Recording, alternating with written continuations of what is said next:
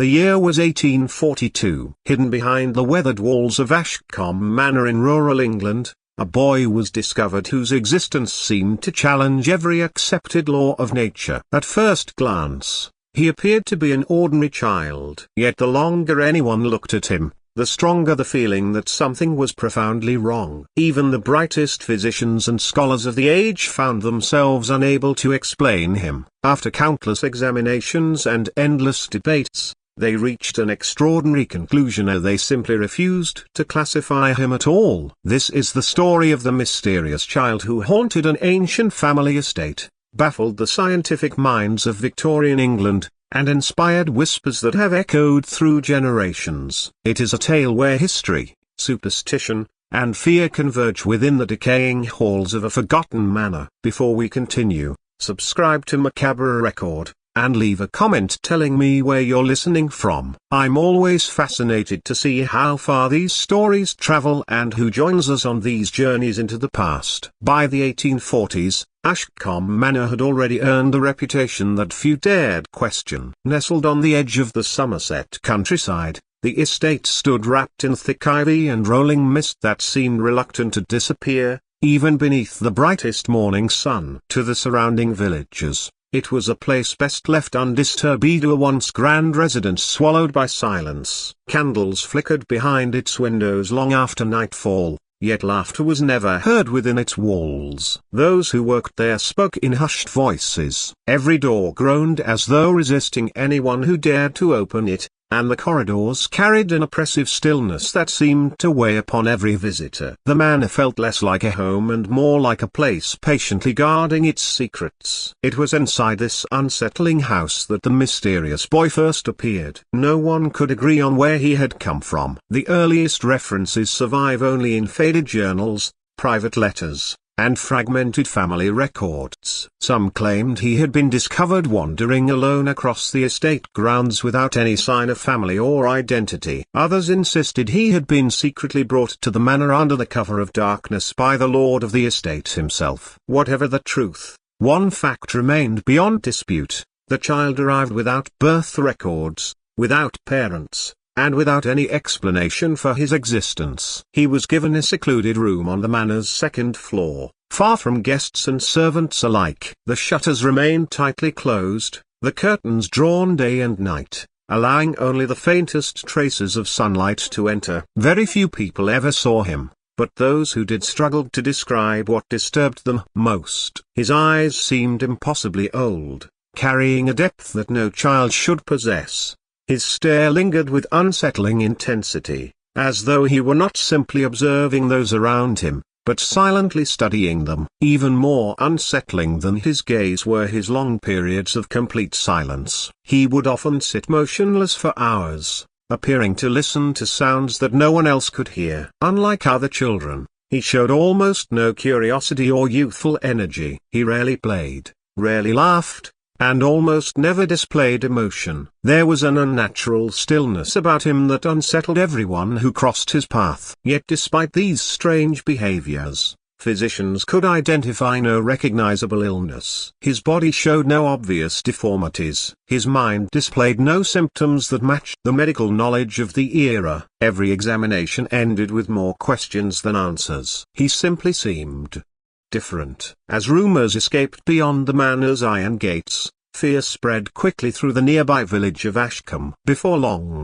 one haunting question echoed through every conversation: if he wasn't like any child they had ever known, then what exactly was he? Victorian England stood at the crossroads of two powerful worlds. On one side were centuries of folklore, superstition, and ancient beliefs. On the other stood the rapidly advancing confidence of science. By 1842, the Industrial Revolution had transformed not only Britain's cities but also its understanding of humanity itself. Scholars believed that every mystery could eventually be explained through careful observation and reason. Every species could be catalogued, every illness could be diagnosed. every human behavior could be measured and understood. The age celebrated classification above all else. This belief fueled the rise of many unusual scientific disciplines. Phrenologists claimed they could reveal a person's character by examining the shape of the skull. Practitioners of mesmerism searched for hidden forces within the human mind. Experts in craniometry carefully measured skulls, convinced that intelligence and personality could be reduced to precise physical dimensions. Medicine itself was entering a new era. Anatomy, dissection, and the earliest foundations of psychiatry promised to replace centuries of myth with scientific certainty. The prevailing belief was clear: nothing was truly beyond explanation. With enough research, every mystery would eventually receive a name. Then came the boy of Ashcombe Manor. Every attempt to categorize him ended in failure. The physicians who examined him found themselves trapped between conflicting observations. He showed no signs of intellectual disability, yet he could not be educated through ordinary methods. He was capable of speech, yet he often remained completely silent for days at a time. His body appeared healthy, yet those who met his gaze left with the uncomfortable feeling that something about him was fundamentally unlike any human they had ever encountered. For the villagers, these strange qualities required no scientific explanation. Their older traditions offered an answer that science could not. Many believed the boy was a changeling or a supernatural substitute left behind after fairies had stolen a human child. Stories of such beings had circulated across rural England for centuries, passed from generation to generation beside hearth fires and whispered long after sunset. To the local people, folklore seemed far more convincing than the uncertain conclusions of scholars. So while scientists filled notebooks with observations and debated competing theories, the villagers quietly avoided the manor altogether, convinced that whatever lived behind its walls was never meant to exist among ordinary people. It was a perfect reflection of Victorian England itself, a child standing between two worlds. Science could not explain him. Superstition could not fully understand him. And perhaps the most disturbing realization of all was this: the scientists feared they were studying the boy. But increasingly, it felt as though the boy had been studying them all along. It was the quiet suspicion that the boy himself seemed to understand them far better than they understood him. Ashcombe Manor was not merely a house. It was a presence. Rising from the Somerset countryside,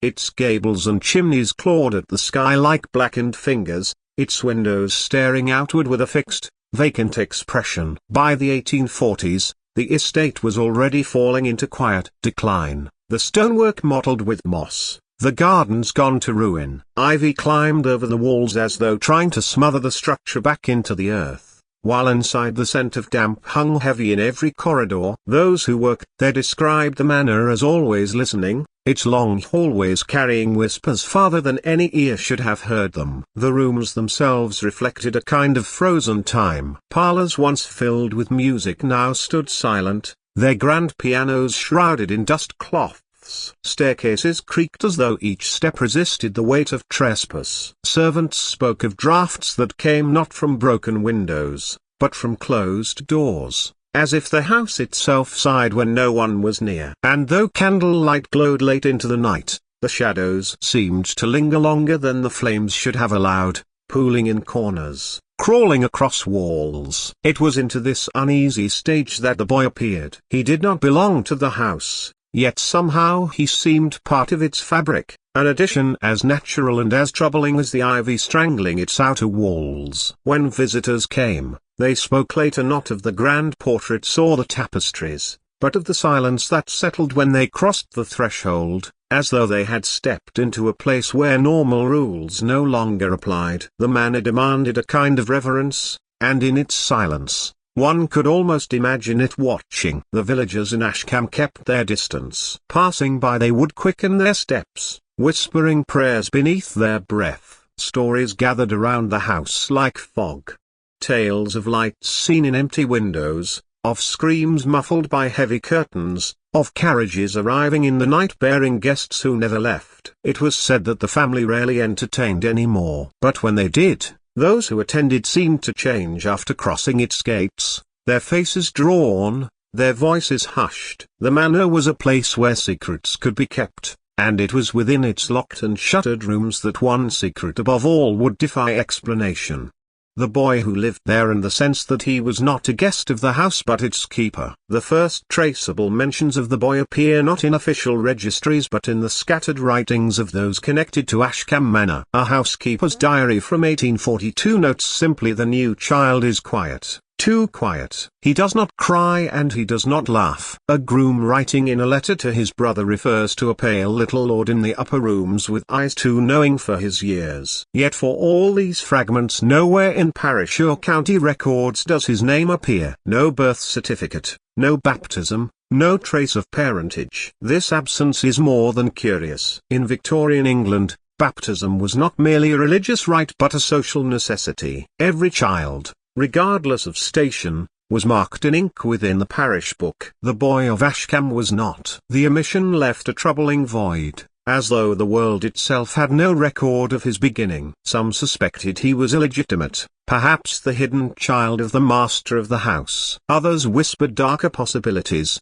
that he was not born at all, but found. Several accounts suggest his sudden arrival. One story tells of a carriage arriving at the manor in the dead of night, its wheels muffled, its lamps dark. The boy, it is said, was carried inside, wrapped in cloth, his face covered, his form small enough to pass unnoticed. Servants whispered that Lord Ashcombe himself brought him in, though no one dared question the act. Another version claims he was discovered wandering the edge of the estate gardens, half-starved yet oddly unharmed, speaking no words, but meeting each question with a piercing stare that silenced those who asked. Whatever the truth, one fact remained constant: he was never presented to society, never introduced, never explained. Instead, he was kept apart in a shuttered room overlooking the east lawn. Meals were brought, toys left untouched, tutors summoned only to leave unsettled and shaken.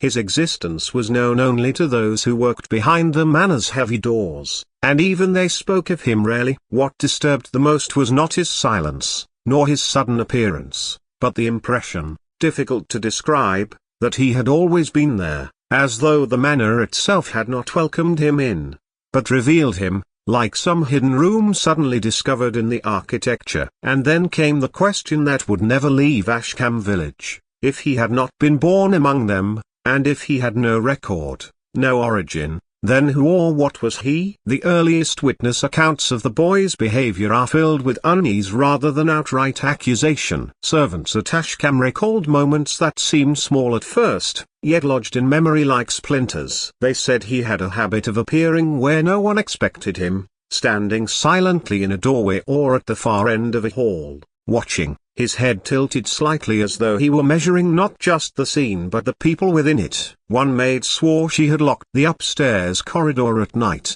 only to find him wandering it barefoot in the morning, his eyes wide and alert, though the door bolts remained fastened. It was his mimicry, however, that disturbed them most. The boy seldom spoke, yet when he did, his words often came in voices that were not his own. He would repeat a sentence spoken hours before, matching the exact tone and cadence of the speaker. A butler remembered dropping a glass in the scullery and cursing under his breath, only to hear the same words whispered back to him hours later in his own voice, though the boy had not been present at the time. To some, it seemed no more than a child's game. To others, it felt like mockery, as if he was not learning speech, but testing it, rehearsing humanity without ever being part of it. At night, villagers passing the manor claimed they saw a pale figure moving near the windows, pacing long after the household should have been asleep. One shepherd told of seeing the boy in the fields at dawn,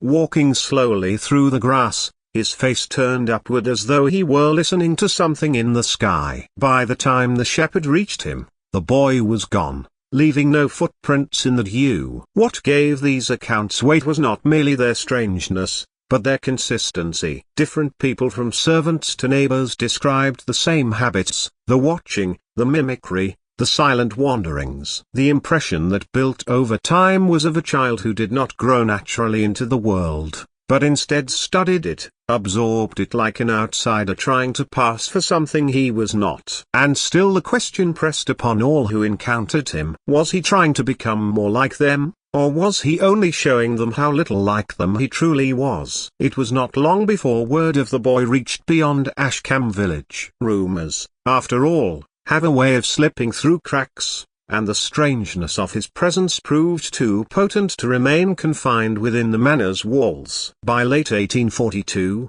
learned men from nearby Bristol and Bath were quietly summoned, their task to determine whether the boy was simply afflicted by some rare disorder, or whether, as the more superstitious claimed, he was something else entirely. The first accounts describe examinations that began with confidence. The doctors arrived armed with calipers, notebooks, and the certainty of their age, that nothing was beyond the scope of measurement. They recorded the circumference of his head, the angle of his jaw, the breadth of his shoulders. They noted that his body bore no deformity, no trace of disease, no obvious defect. His pulse was steady, his reflexes sound, his limbs strong. In appearance, he was simply a boy, and yet when they turned to his manner, their certainty began to falter. He spoke little, but when prompted, he would answer with sentences so carefully formed, so oddly precise, that they did not sound like the speech of a child, but rather like quotations remembered from another's tongue. Asked to solve simple puzzles, he completed them with speed, but when presented with questions of abstract philosophy, ones a boy of his years could not have comprehended, he responded with uncanny clarity, sometimes with counter-questions that left the examiners unsettled. One physician noted in his journal that when he attempted to take the boy's pulse, the child met his eyes so directly that the doctor felt as if the roles had reversed, as though I were the subject under examination. Another wrote that he left the manor certain he had not studied a patient, but had been observed himself, weighed and measured in some silent, unknowable way. Yet the most troubling detail was not what the doctors discovered, but what they chose to admit. In private letters, they confessed their confusion, admitting that he did not fit within categories of idiocy, lunacy, or genius. But in their official publications, there is silence, no case notes, no reports. It is as though, having encountered something they could not name, they collectively agreed to pretend he had never been examined at all. And so the mystery deepened. Why would men of science, whose reputations depended upon discovery, turn their backs on perhaps the most extraordinary case of their age? As the doctors retreated into silence, the villagers of Ashcombe filled the void with older stories. In the countryside of Somerset, belief in the unseen had never truly faded. Farmers still nailed horseshoes above their thresholds, mothers still whispered charms over cradles, and tales of the Fae still threaded through the hedge. When word spread of the strange child at Ashcombe Manor, unbaptized, unrecorded, unexplainable, it was inevitable that superstition would seize upon him. The word most often whispered was changing. According to the old stories, the Fae would steal a healthy child from its cradle, leaving behind a creature in its place, a pale, watchful thing that looked human, but was not. Changelings were said to be curiously silent or unnervingly clever, to mimic speech without warmth, to sit still for hours as though listening to voices beyond the veil. And when the villagers described the boy at the manor, the likeness was undeniable. One midwife in the village was heard to say that she had once looked upon his face through a half-open carriage door, and what she saw that convinced her he was not born of woman. Others told of mothers clutching their infants closer when they passed the estate gates, fearful that a glance from the manor's shuttered windows might draw the attention of whatever dwelled within. Children bold in daylight dared each other to touch the iron gates, claiming the boy's eyes could be felt even through the glass panes and curtains. For the Ashcombe family, these whispers became another burden to bear. Lord Ashcombe dismissed the tales as ignorant peasant talk. Yet he kept the boy hidden all the same, as though he too sensed the power of such stories. Lady Ashcombe more quietly began making donations to the parish church, commissioning extra masses as though prayers might balance whatever shadow had entered their home. But among the villagers, no priest or doctor could convince them otherwise. To them the boy was not sick, nor cursed, nor misunderstood. He was not theirs at all. He belonged to another realm, and every day he remained at Ashcombe Manor was a day of danger for all who lived nearby. And so while science looked away, Folklore gave the child a name, not a boy, but a changeling. Not one of them, but something left in their midst. If there was one feature that unsettled both scientists and villagers alike, it was the boy's silence. For months at a time, he would utter nothing at all. He would sit by the window of his shuttered room, staring into the trees, his hands folded neatly in his lap, as though listening to some distant signal only he could hear. Servants said they often forgot he was there, so still was his body, so absent his presence. At times they swore they could walk past him without realizing until they felt the prickling sensation of being watched, only to turn and see his eyes fixed upon them, calm and unblinking. Yet this muteness was not the muteness of ignorance. When words finally did come, they arrived fully formed, sentences with precision and clarity that startled those who heard them. One maid recounted leaving a book of sermons unattended in the boy's room. Days later, without ever having been taught to read aloud, he repeated passages word for word, mimicking the cadence of the vicar's voice, though he had never heard him preach. Another time, when questioned on a simple arithmetic exercise, he replied not with the answer expected, but with an explanation of Euclid's propositions delivered in the flat, deliberate tone of a lecturer twice his age. The question that haunted those who heard him was simple. Where did this knowledge come from? He had no tutor beyond a handful of reluctant instructors, each of whom reported leaving more shaken than enlightened. Books were kept from him, locked away for fear he might consume their contents, as he seemed to do with voices and phrases. And yet time and again he spoke of things beyond his reach. Astronomical terms, fragments of Latin prayers, snatches of poetry. He never offered them freely. Instead, they slipped out in response to questions no ordinary child should have understood. What disturbed the witnesses most was not just the knowledge itself, but the manner in which he delivered it. There was no pride in his speech, no sense of wonder or curiosity. It was as though he were recalling facts long since memorized, drawing from a reservoir already complete within him. The silences, the sudden outpourings, the inexplicable sources, all of it built toward a picture that unsettled both the scientific mind and the superstitious heart. If he was not learning from the world around him, then where were these words, these ideas coming from? Within Ashcombe Manor, the boy's presence was both a burden and a bond. Of the family, it was Lady Ashcombe who seemed most attached to him. Servants recalled her frequent visits to the shuttered room on the east side of the house, her soft voice drifting through the door as though soothing a restless infant. She would sit with him for hours, often in silence, her hand resting lightly on his shoulder, while he stared into the fire-outraced patterns on the wooden floor. Some said she looked upon him as her own, though no one could say why, for he was not born of her body. There was a tenderness in her gaze, but it was tinged with an anxious sorrow, as if she knew her affection was both necessary and dangerous. Lord Ashcombe, by contrast, maintained a distance so sharp it was impossible not to notice. He provided for the boy meals, clothing, occasional tutors, but he did not linger in his company. When he did enter the room, those present reported a stiffness in his bearing, a reluctance to meet the boy's eyes. One footman claimed to have overheard an argument between master and mistress,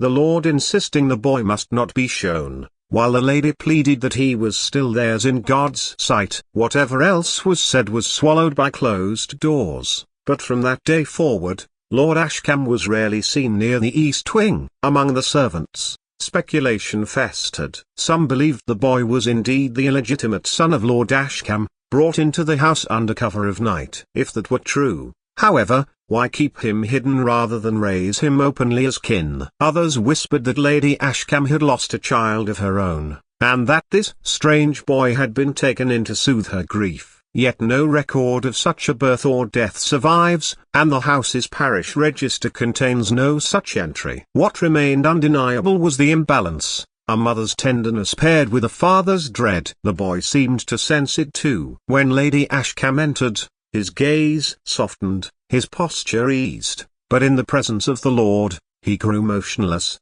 his eyes narrowing as if measuring not a parent, but an opponent, and so the manor itself became divided, one half wrapped in maternal protection, the other bound in fearful secrecy. What was it that Lord Ashcombe feared? And why did Lady Ashcombe refuse to turn away? The servants of Ashcombe Manor left behind the most telling accounts of the boy's presence, though most wrote of him only years later when distance dulled their fear into words. What emerges is not the portrait of a child cared for in the ordinary way, but of a figure who seemed to unsettle the very rhythms of daily life. Meals, for instance, became a point of unease. Trays were left outside his chamber door at regular hours, yet often when the maid returned, the food was untouched. Sometimes it remained exactly as it had been placed, as though not even the steam had stirred, while other times it was found scraped clean with meticulous precision, every crumb gone, though no sound of eating had been heard. One maid swore that she once arrived early and found the plate already empty,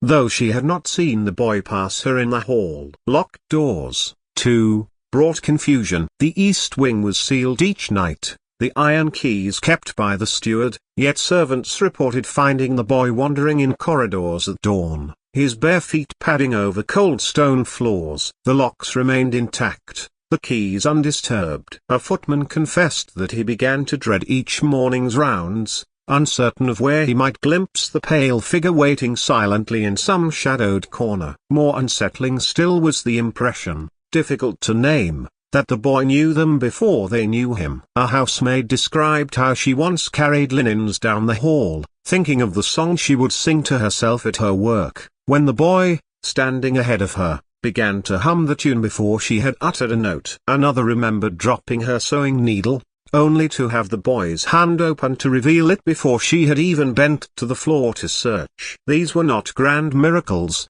but they were enough to shake those who lived closest to him, as though he walked half a step ahead of their thoughts. Such impressions rarely made their way beyond whispers, for who among them could explain such things without sounding mad? Yet the unease grew day by day until the servants themselves began to request transfer to other houses. Their departures were often sudden, their reasons vague, but in every case the common thread was clear. Life at Ashcombe Manor was no longer ordinary, and the boy was at its center. When the silence of the servants gave way to rumor, Ashcombe Manor once again opened its doors to men of learning, though this time more cautiously than before. The mid-19th century was a fertile age for new sciences, each promising to unlock the hidden workings of the mind and body. Phrenologists arrived first, their calipers gleaming, eager to map the boy's skull and discover in its contours the secrets of his character. They left unsettled his measurements. They recorded,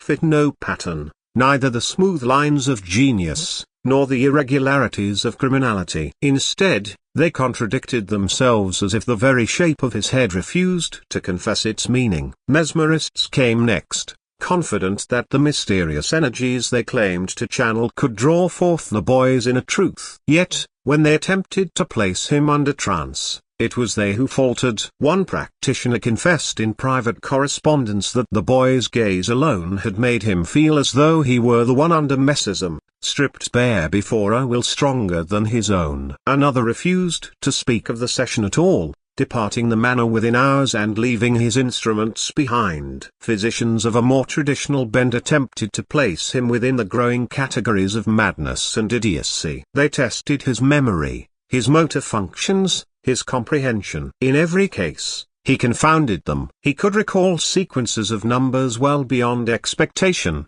yet sometimes stared blankly at the simplest of tasks, as if lowering himself into confusion by choice. When asked to define words, he did so with eerie precision. When asked to explain feelings, he offered nothing but silence. A doctor from London summarized it bluntly in his notes. He is not idiot, not lunatic, not prodigy. He is unaccountable. The refusal of these systems to hold him became its own kind of verdict. In an age where classification was the heartbeat of knowledge, here was a child who slipped from every grasp, who broke the rules, not through defiance, but through the simple fact of his being. And as the scientists departed one by one, their notebooks grew thinner, their voices quieter until at last no more were invited to Ashcombe. The boy remained where he was, unlabeled, unstudied, and unanswered. And yet outside the manor walls, Whispers thickened. If science could not explain him, then perhaps the old stories had been right all along. As the years at Ashcombe unfolded, the boy's presence grew more disturbing. Not merely in the silence of his room or the strangeness of his speech, but in the way the world around him seemed to bend. Animals once kept in abundance on the manor grounds began to avoid the east wing altogether. Horses would shy violently if led to near his chamber windows, stamping and frothing until their handlers dragged them away. Dogs, loyal and steady, tucked their tails when he passed, and whined as though struck, refusing to come closer. One shepherd from the village claimed his flock scattered whenever the boy was seen walking along the hedgerows, though no sound or gesture had been made to startle them. Inside the house, mirrors became a source of unease. Servants said one maid swore that in the silvered glass of the drawing room she saw him smiling when his lips in reality remained closed. Whether illusion or truth, it was enough for her to resign her post within the week. From that time forward many mirrors in the manor were covered or quietly removed, and though Lady Ashcombe made efforts to see him treated as a child, the children of the village refused him instinctively. A tutor once attempted to bring in local boys to provide companionship, but the experiment lasted less than a single afternoon. The children would not sit near him,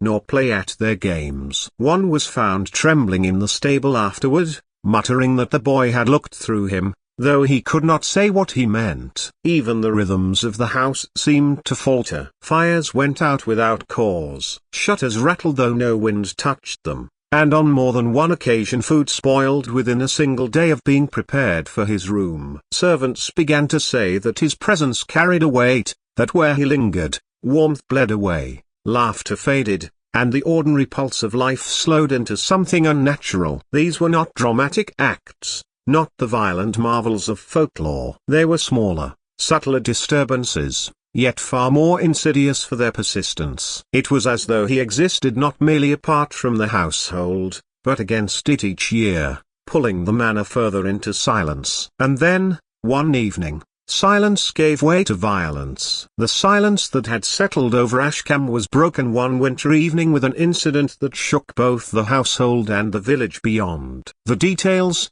as with so much in this story, survive only in fragments, diary notes, half-burned letters, whispers passed down. But in every version, one fact remains constant. Violence erupted within the manor, and the boy was at its center. It began, according to a chambermaid's testimony years later, with a cry that rang through the east wing, sharp and panicked, unlike anything she had heard in her service. When the servants rushed toward the sound, they found one of the house's tutors sprawled at the bottom of the grand staircase. His face was pale, his breathing ragged, his arm bent unnaturally beneath him. He would survive, but he never returned to Ashcombe, nor did he speak freely of what had transpired. In his later letters, he described only a confrontation with the child, and an expression I pray never to see again. Rumour filled the silence left by his reluctance. Some claimed he had struck the boy, frustrated by another day of eerie stillness and refusal to answer. Others insisted he had been pulled,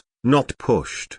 His fall guided by no hand that could be seen. The boy himself was found standing quietly at the top of the staircase, his gaze fixed downward, his expression unreadable. He neither cried out nor fled, but simply waited as though the scene were no more unusual than a plate set upon a table. In the aftermath, Lady Ashcombe insisted the matter be hushed. The tutor was dismissed with generous compensation. The servants sworn to silence. Yet the incident spread quickly through the village, carried in whispers that the manor now sheltered something not merely strange, but dangerous. Mothers forbade their children to walk near the gates. Men began crossing themselves when they passed the high stone walls at dusk. The name Changeling returned with new force, now spoken not only as a tale, but as a warning. Lord Ashcombe, once merely distant, grew harsh. The east wing was ordered locked at all hours, save when his wife entered with permission. The boy's wanderings were cailed,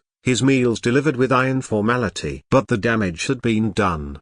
The household no longer feared only the boy's strangeness. They feared his power. And for the first time, the question shifted. Not just what was he, But if he could do such things, what might he do next? After the violent incident, scientific interest in the boy was rekindled, though this time it was cloaked in greater secrecy. Physicians and naturalists were brought quietly to Ashcombe, not in public summons, but in discreet visits, their carriages arriving under the cover of fog or dusk. What they recorded never reached official journals, but fragments survive in private letters and marginal notes, preserved only because they were never meant for public eyes. The most troubling details are small yet consistent. Several observers remarked on the boy's eyes, which they described as slightly larger than proportion, with an iridescence that shifted under candlelight, sometimes appearing grey, sometimes green, sometimes a shade between. One physician wrote that when light struck them, it was not reflected so much as absorbed, leaving him with the disking impression of depth rather than surface. His gait was another anomaly. Though steady, it carried an odd rhythm, too measured, too deliberate for a child. One doctor described it as mechanical, another as the careful pacing of a man twice his years. His posture too seemed unnatural, his spine straight as though resisting the natural curve of growth. Yet despite these peculiarities, no defect or disease could be assigned. Most disturbing of all were the proportions of his body. Measurements of his limbs taken in secret by a physician from Bath, revealed ratios slightly outside normal ranges, not grotesquely so, but enough to unsettle. His arms were a fraction too long, his fingers slender and almost delicate, his head a shade larger than the charts of childhood development prescribed. In isolation these details might have been dismissed, but together they formed a pattern that resisted explanation. The conclusion,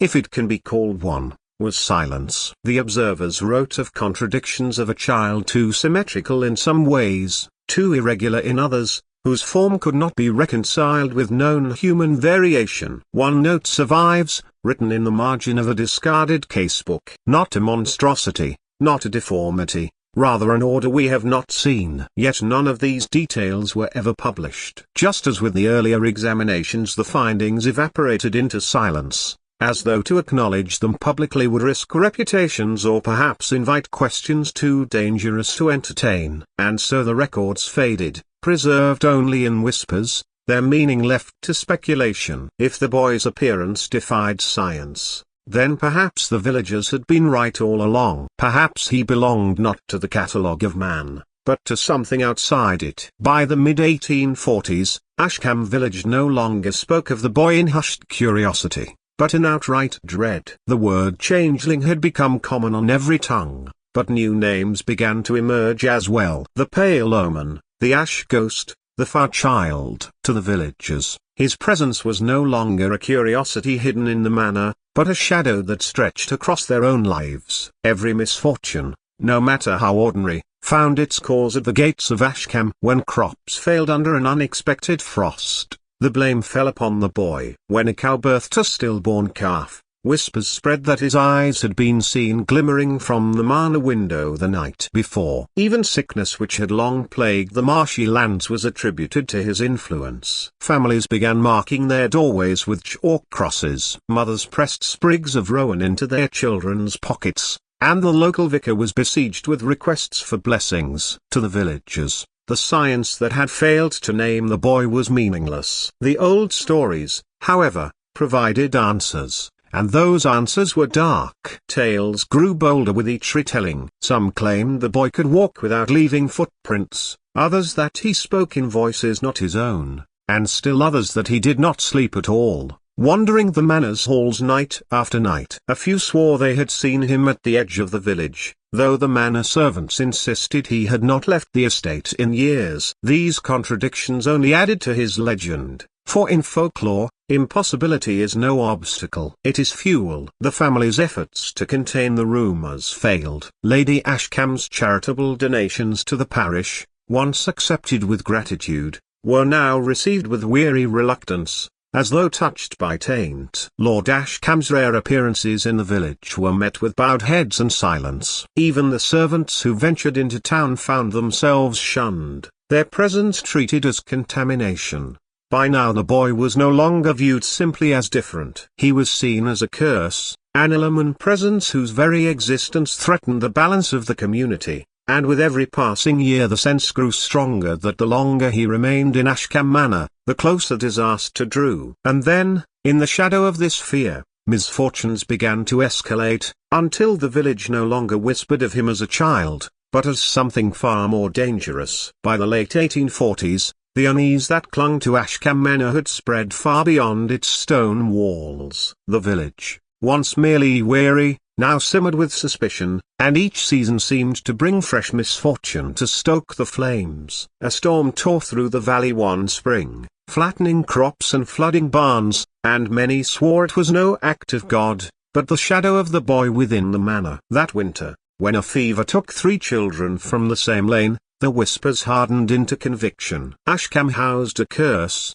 and it walked in the form of a child. The family, already withdrawn, became near prisoners in their own estate. Carriages were vandalized when they attempted to travel to market. One was found overturned in a ditch, its wheels hacked apart as if by axes. Servants sent on errands returned shaken, reporting hostile stares and muttered threats. The manor gates, once ornamental, were now kept chained, not for protection from thieves, but from their own neighbors. Within the house, the atmosphere grew heavier still. Fires were kept burning at all hours, shutters drawn tight, as though heat and darkness together could bar out the judgment of the world beyond. Yet even inside the servants whispered that the boy's presence was changing the very feel of the place. The air seemed colder, they said, and the walls more damp, though the hearth blazed and the roof was sound. One footman swore that each time he carried a tray up the east staircase, his breath fogged as if he were outdoors in mid-winter. It was not long before talk of expulsion reached the parish. Villagers pressed the vicar to intervene,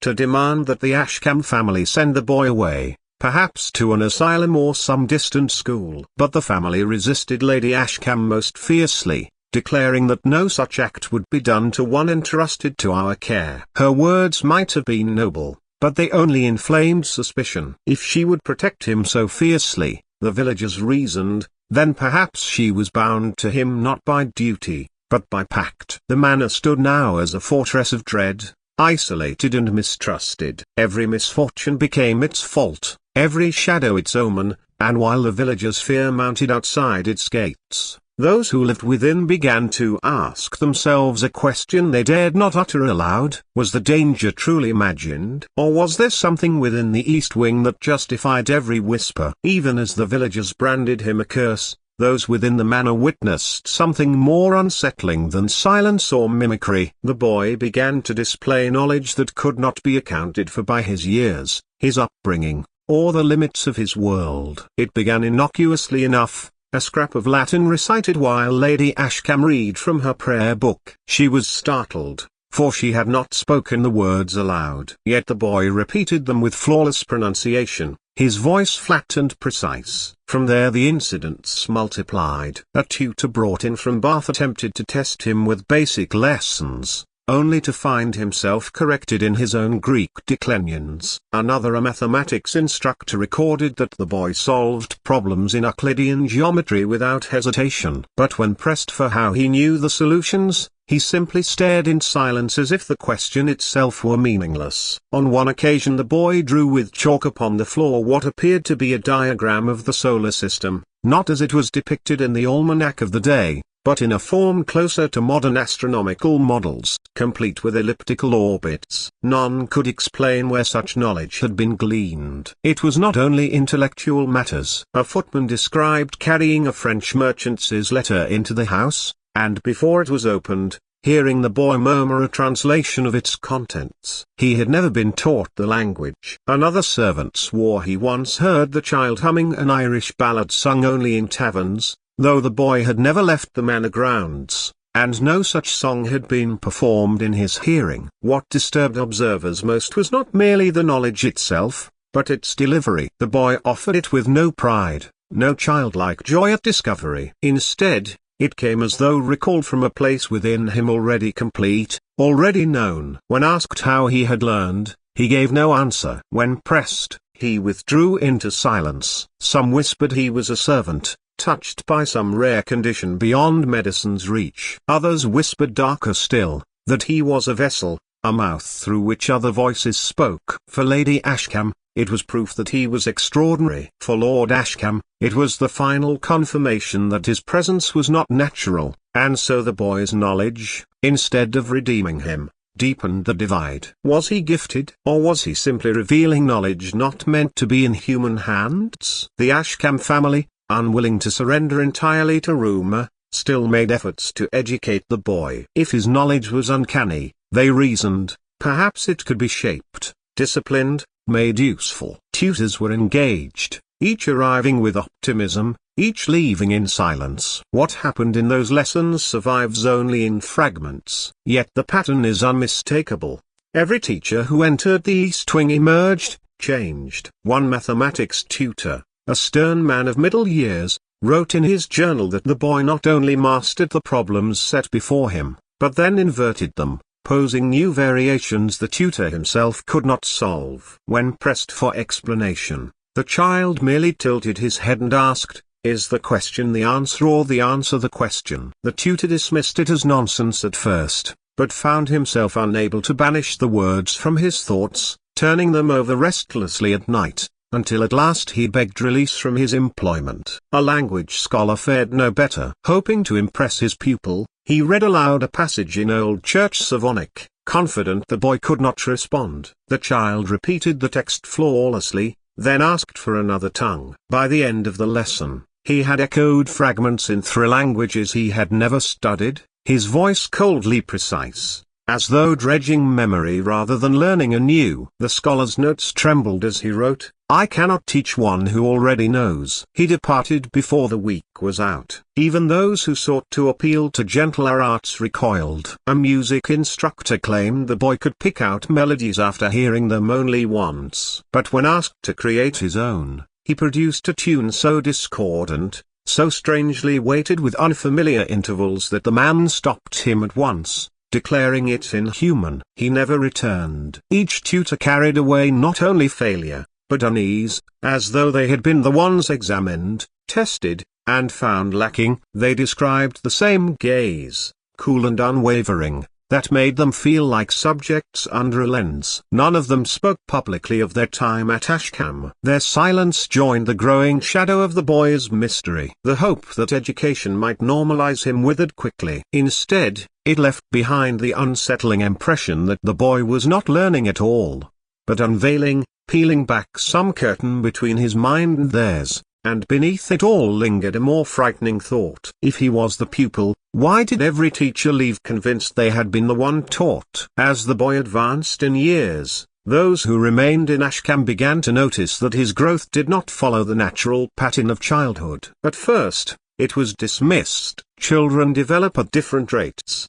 some quickly, some slowly. But with him the changes were not merely uneven, they were uncanny. By accounts he grew taller than expected, yet the increase came in sudden bursts, not gradual progression. Servants described how they would leave him 1 month slight and narrow, only to return weeks later to find his limbs lengthened, his clothes hanging ill-fitting, as though he had leapt forward in time while the rest of the household slept. His hands, too, drew attention, long and fine, the fingers extending further than seemed proportionate, their reach almost delicate, yet lending him a grace that was neither boyish nor manly, but something between. Most distinct was the manner in which his face seemed to shift. He bore the features of a child. Yet at moments, under certain light, there appeared the suggestion of age, as though his eyes and expression belonged to someone far older, someone who had already lived and seen. A housemaid claimed she once caught sight of him at dawn,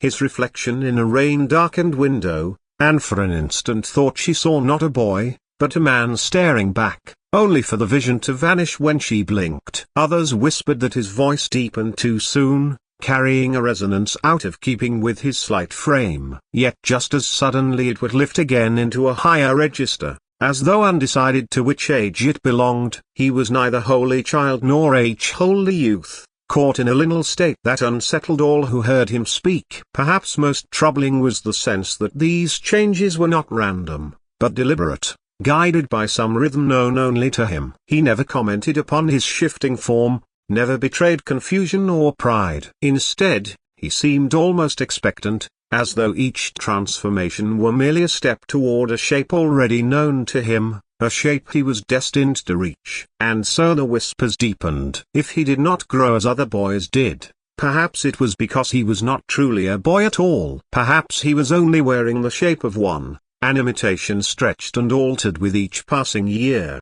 By the early 1850s, the whispers around Ashcombe Manor had grown too loud to be ignored. Bearish gossip had long branded the boy unnatural, but now scattered reports from physicians and tutors began to trouble the authorities. Though never acknowledged in official minutes, there are indications that discreet inquiries were made not by local constables, but by men sent from London, figures described only as government representatives in the fragments that survive. They did not drive openly. Villagers recalled strangers passing through the town, educated men who spoke little and asked much. Some claimed to have seen them at the gates of Ashcombe, admitted by Lord Ashcombe himself. What passed within the house is uncertain, but afterward the family's behaviour changed. The lord grew more guarded than ever, his rare trips to the village ceasing altogether. Lady Ashcombe, once pale but composed, began to look drawn and exhausted, as though the burden of secrecy had become unbearable. The boy himself seemed to vanish from sight. Servants who had once spoken reluctantly of his strange habits now said nothing at all or claimed he had been sent away to study in Bath or to a school across the Channel. Yet no record of his enrollment exists in any institution. Parish registers which once ignored his birth now ignored his departure as well. It was as though the boy had been erased not only from the manor but from the world beyond its gates. What few clues remain lie in the archives of a defunct medical society in Bristol. Among their scattered papers is a reference to a specimen observed at Ashcombe 1851 described as beyond present classification and marked for further observation under restricted circumstances. The note is unsigned,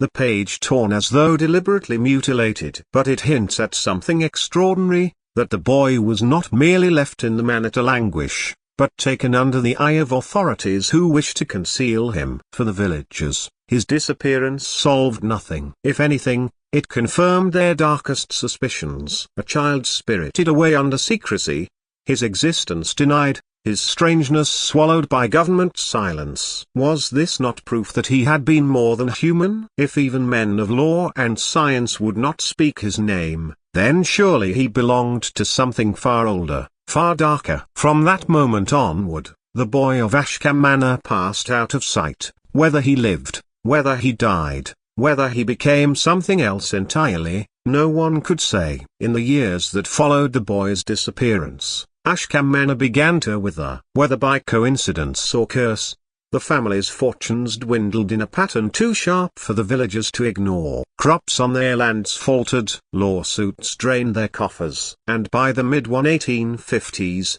whispers of debt clung to Lord Ashcombe's name. The once proud house that had stood for centuries now seemed hollow, its fires dim, its windows shuttered more often than lit. Servants, already scarce, began to leave in earnest, their places unfilled. Lady Ashcombe, who had once walked with quiet dignity, grew pale and withdrawn. Some said she spent hours in the east wing, even after it had been locked and sealed, standing in the empty chamber where the boy had once kept his long vigils by the window. She never spoke of him again, yet her sorrow seemed bound to that room, as if some part of her refused to believe he was gone. Neighbors who glimpsed her at rare intervals noted a haunted look in her eyes as though she carried a secret too heavy for mortal shoulders. Lord Ashcombe, for his part, withdrew from all public life. Once a man of authority in county affairs, he ceased attending parish meetings, court functions, and even the hunting gatherings that had long been his pride. It was said he aged swiftly, his hair whitening within a single season, his shoulders stooped. When he died in 1857, the village murmured it was not illness that took him, but the weight of what he had harboured under his roof. After his death, the family line fractured. Estates were sold, debts settled piecemeal, and Ashcombe Manor itself was left largely abandoned. By the 1860s, It stood empty, its gardens choked with weeds, its windows staring like blind eyes into the valley. To the villagers, it was no ordinary decline. They said the house had been marked, poisoned by the unnatural child it once sheltered. Some claimed to hear footsteps in its halls long after the doors were locked. Others swore they saw a pale figure at the windows, though no one had lived there for years. Ashcombe was no longer merely a manor, it had become a monument to secrecy, ruin, and the unexplainable. A place where something unclassifiable had dwelt, and where the earth itself seemed unwilling to let that memory fade. When researchers in later years tried to uncover the truth of the Ashcombe case, they encountered an obstacle more formidable than superstition: silence. Parish archives that should have contained birth, baptism, or burial entries for the period were incomplete. Entire pages torn or blackened by fire. Correspondence from physicians who were known to have visited the manor was missing from family collections as though carefully removed. Even estate ledgers, which routinely listed expenses for food, staff, and education, contained curious blanks, lines ruled but never filled, months where ink was absent altogether. It was as if the boy's presence had been not only hidden in life, but systematically erased in death. One antiquarian who attempted to document the matter in the 1880s reported that several sources had warned him away. A retired servant, once willing to speak, suddenly refused, saying only, "I have said too much already." Another researcher discovered that a sheath of letters from a Bristol physician had been burned by his descendants, with a note explaining that the contents were unfit for Christian eyes. A few tantalizing fragments survive, references to a case most irregular, beyond measure troubling, and a matter the authorities themselves prefer sealed. The most telling evidence lies in absence. Medical journals of the 1840s and 1850s, usually eager to print curious cases, show no mention of Ashcombe, despite private letters confirming at least 3 doctors examined the boy. Government records contain no trace of the so-called representatives rumored to have visited, yet their presence is corroborated in village diaries. It is as if official had drawn a curtain allowing gossip to run rampant while ensuring no official word would ever confirm or deny the tale. Why such careful omission? One theory suggests embarrassment that the finest minds of the age encountered something they could not explain and chose to bury the failure rather than admit defeat. Another darker possibility is that they discovered more than they wished to share, that the boy represented something so troubling, so disruptive to the categories of science, that silence was the only defense. Whatever the cause, the result was the same. The boy of Ashcombe Manor slipped into the margins of history, spoken of only in rumour and fragment, denied a permanence of ink. It was less an act of forgetting than of deliberate burial, a refusal to let his existence stand unchallenged in the record of man. With the records gone or destroyed, the story of the boy did not vanish. It simply changed shape. Where ink and paper failed, word of mouth took over, and in the mouths of villagers, the strange child of Ashcombe Manor became something more than human history. He became folklore. By the late 19th century, when travellers passed through Somerset, they were told not of a boy, but of a ghost. Some said his pale figure could still be seen at the windows of the abandoned manor, staring out as though waiting for someone to return. Others claimed that at night the faint sound of footsteps echoed along the gravel drive, though no visitor ever came. Children whispered dares to approach the gates, daring one another to call his name. The bravest reported that if they lingered, they felt eyes upon them, cold and steady, as though the boy still stood within the shuttered halls. Stories multiplied. He was said to walk without sound, to appear in fields on moonlit nights, or to be glimpsed standing at the edge of the marsh,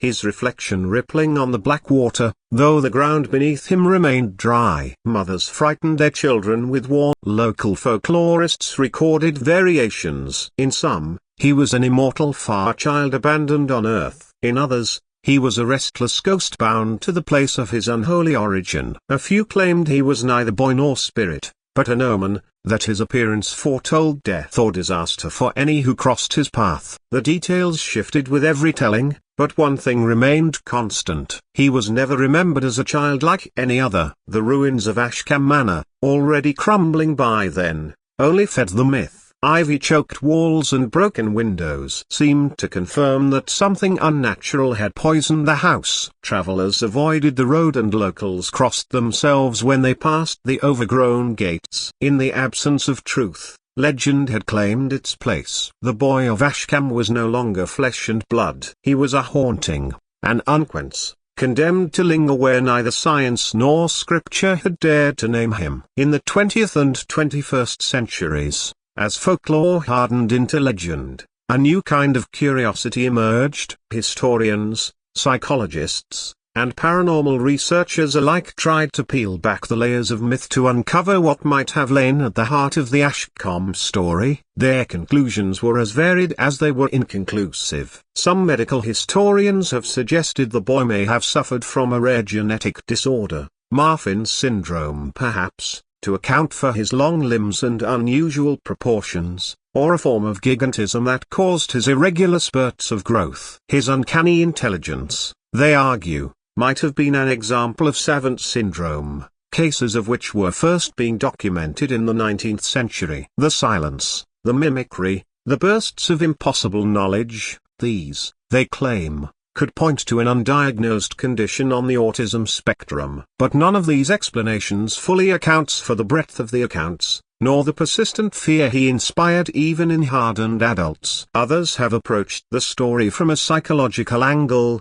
proposing that the legend grew from the villagers' anxieties rather than the boy himself. In an era of upheaval, when science was rewriting the old order, perhaps the child became a vessel for collective unease, a scapegoat upon whom superstition and rumor fastened until he became monstrous in memory. Under this reading, he may have been nothing more than a peculiar but human boy, magnified into myth by fear. Paranormal researchers, however, reject such reductions. To them, the patterns are too strange, the silence is too deliberate, the knowledge too unaccountable. They point to the vanished records, the hushed examinations, and the boy's abrupt disappearance as signs of deliberate suppression. Some claim he was not human at all, but a far child left behind, a folkloric changeling whose story bled into reality. Others push further still, suggesting he was an early encounter of another kind altogether, an intelligence not of this world,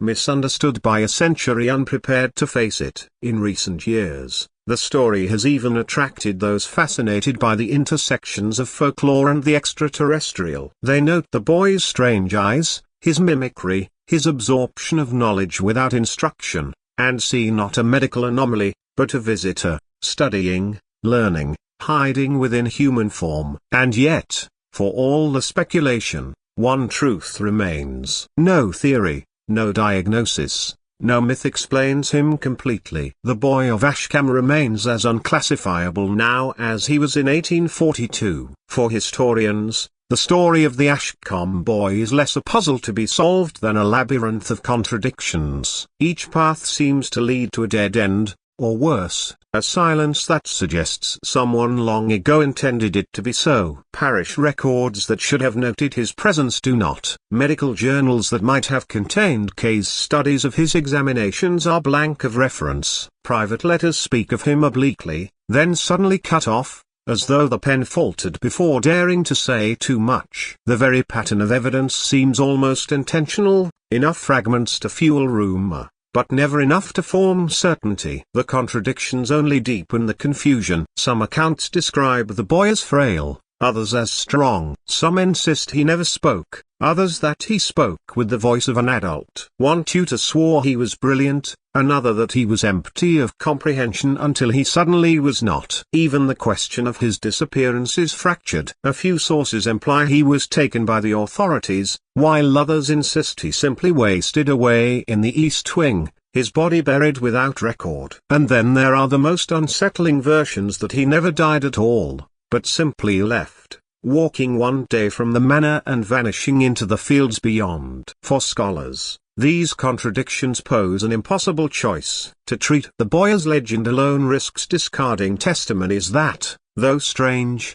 bear the ring of sincerity. Yet to treat him as historical fact requires grappling with phenomena that resist every category, every framework. The more one studies him, the more he seems to slip into the same unclassifiable space where science abandoned him more than a century ago. What unsettles modern researchers most is not the strangeness of the reports, but the consistency of the silence. Across decades, across professions, voices trail off where his name should appear.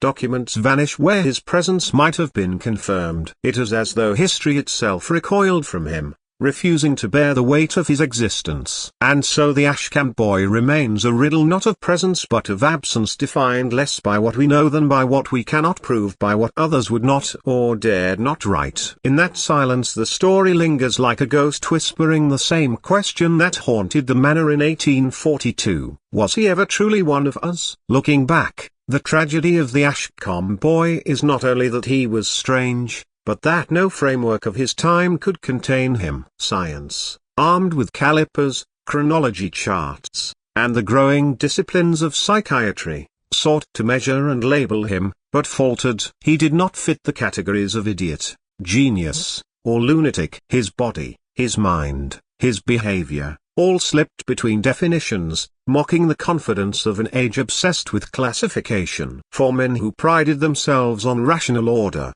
the refusal to classify him was not just a failure. It was a wound to their certainty, and so they chose silence. Superstition, on the other hand, was eager to claim him. The villagers steeped in old tales of changelings and fate saw in him confirmation of their fears.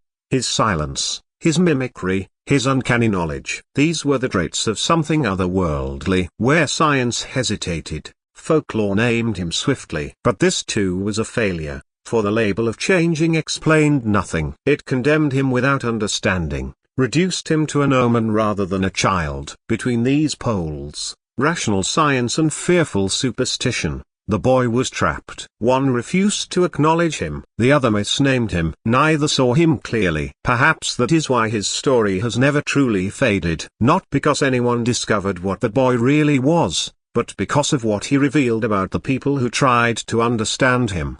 His existence exposed the limits of human knowledge, the persistence of fear, and the fragile line separating science from superstition. He became a mirror reflecting the uncertainty of an age that believed every mystery could eventually be explained. Yet nearly 2 centuries later, the greatest mystery remains untouched. Modern medicine can offer possible explanations for fragments of his behavior or his unusual development, his prolonged silences, and his uncanny ability to imitate those around him, but none of these theories provide a complete answer. Folklore presents familiar legends of changelings and supernatural children, yet those stories reveal more about humanity's fears than about the boy himself. Paranormal speculation attempts to fill the gaps, but with every new theory, even darker questions emerge. And so, the boy science refused to classify remains exactly that, unclassified. His story survives not because it was solved,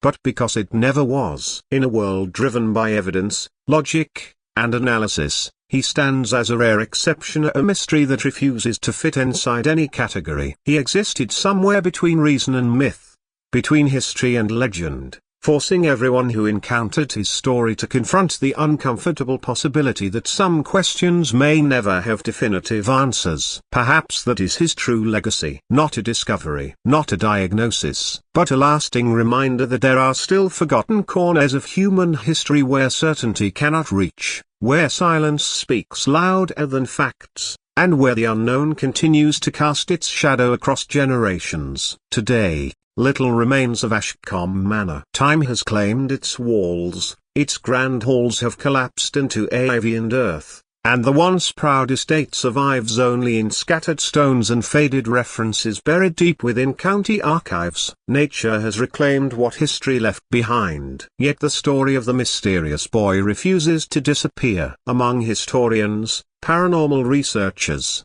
and lovers of forgotten mysteries, he has become something greater than a historical figure. He is no longer simply a child of flesh and blood, but a shadow stretching across nearly 2 centuries, a symbol of everything we have yet to understand about ourselves. Local legends insist that his spirit still wanders the ruins. Some claim to have seen a pale figure standing silently at broken windows before vanishing into the morning fog. Others speak of footsteps echoing through empty corridors that no longer exist. Folklorists continue to debate whether the boy ever lived at all or whether generations of storytelling transformed a simple tragedy into an enduring legend. Historians remain more cautious. After examining the surviving fragments of letters, journals, and estate records, they agree on only one thing: there appears to have been a child, there were witnesses who recorded unusual events, and there is an extraordinary silence where official documentation should exist. Everything beyond that remains uncertain. Perhaps that uncertainty is precisely what has kept the story alive. The boy of Ashcombe Manor continues to disturb us because he resists every attempt to be explained. To frightened villagers, he was a changeling, a supernatural warning hidden in human form. To Victorian scientists, he became an impossible specimen that challenged the confidence of an era determined to classify every living thing. To modern generations, he has become many things at once: a ghost story, a historical puzzle, a psychological mystery, and a symbol of humanity's endless search for answers. Yet beneath every interpretation lies the same unsettling truth. Whether our faith rests in science, religion, or ancient folklore, every system has its limits. And when we reach those limits, we often replace certainty with stories. That is all that remains. No marked grave, no complete records, no medical diagnosis, no final explanation, only scattered letters, fading whispers, abandoned ruins, and a mystery that refuses to die. The nameless boy who appeared without warning and disappeared without explanation continues to exist, and not in history alone, but in the questions he left behind. So who was he? Was he a misunderstood child suffering from a condition no one in Victorian England could recognize? A brilliant but deeply unusual mind that frightened those who failed to understand him? A legend shaped by generations of superstition? Or was he something far stranger, as something